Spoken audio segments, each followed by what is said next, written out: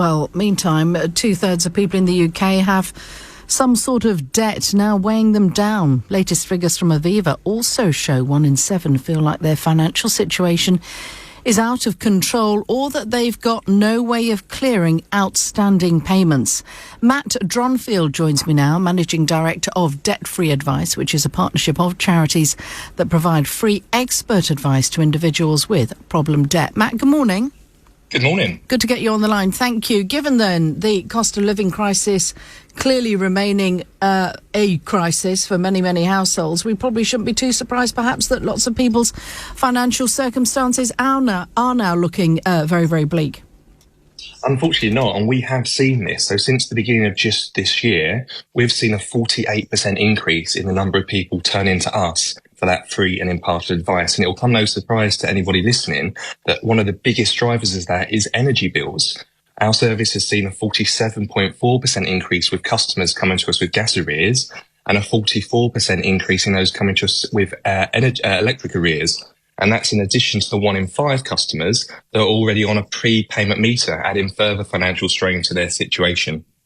Give us a sense then of some of the worst case scenarios, cases, stories you've actually heard about at your organisation, and tell us too whether it's noticeable about the different age groups now being affected and also any regional differences to debt. Yeah, so one of the biggest success stories we've had recently was a gentleman that came in with over £75,000 of debt. And the gentleman was already working 2 jobs, but as things mounted and cost mounted for his children, he just couldn't keep up. And those costs started to get put onto credit cards. And when he was unable to get any more credit cards, we switched them to high interest loans that was available online. And things just went from bad to worse.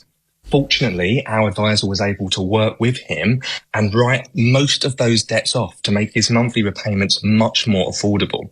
Now, that's not the typical story. Our average customer is aged between 35 and 49 and has an average of £11,411 worth of debt.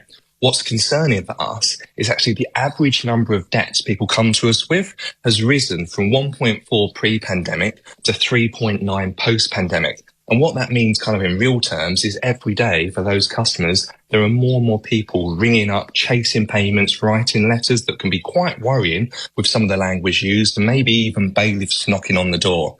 There is hope available though. Over the last 12 months, I mentioned about that gentleman that our advisor Hazira helped. Over the last 12 months, our customers were £13 million better off financially because that support was available. You asked about the research that Aviva's come out today, and you mentioned in your intro there that 15% of the population now feels just totally overwhelmed by debt with no clear way to pay it off. That figure rises to nearly a fifth among 45 to 54-year-olds, and nearly half of over 55-year-olds still have some sort of debt despite nearing that retirement age. This is really, really worrying for them as they start to, look forward to enjoy the later years of their life.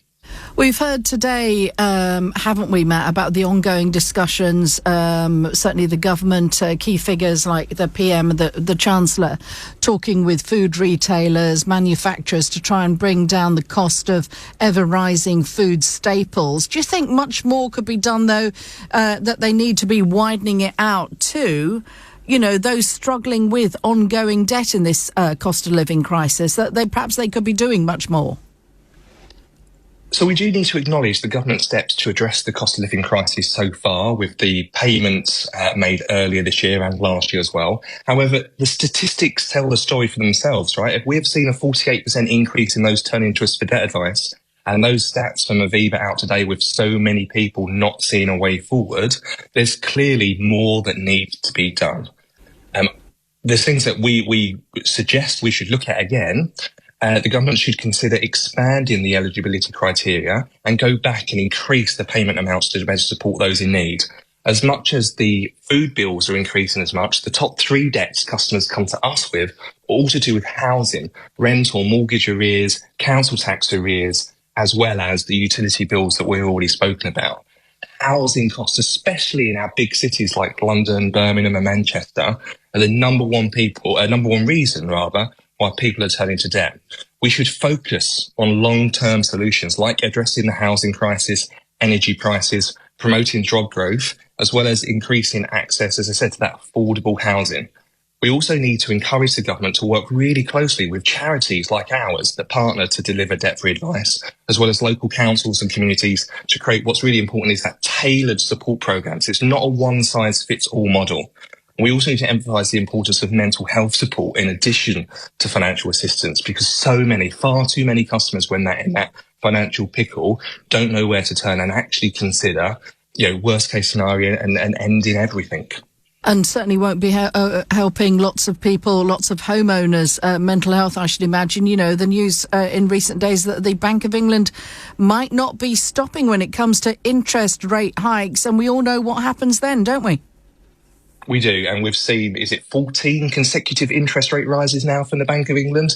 And as we approach in summer, our energy bills might dip in summer, but winter is coming quite quickly after that. So we're seeing a whole heap of more potential costs just around the corner from us.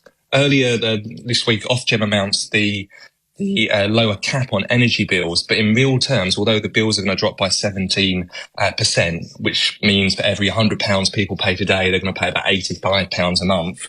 This figure's still double what we were all paying in 2020, 62% above what we were paying before the invasion in Ukraine, and only 1.8% lower than what we were paying last year. So there's still a lot of work to be done to protect consumers. I do want to get this out there because there is a massive glimmer of hope. The Money and Pension Service, which is an arm's length government body, funds lots of free advice services all across the country, including ours. If there's anybody listening right now and you've got letters coming through your door and you're worried about what to do, please seek that free and impartial advice. You can call Debt-Free Advice on 0800 808 5700 or find your nearest face-to-face advice centre on our website at debtfreeadvice.com. There are people available. We would love to help. Don't face this situation on your own. Good advice indeed. Certainly very, very important, crucial that you don't just bury your head in the sand. Matt Dronfield, it's been good speaking with you this morning, going through the core issues. Thank you, Managing Director there of Debt-Free Advice. LBC News. Our leaders from across the globe, including Rishi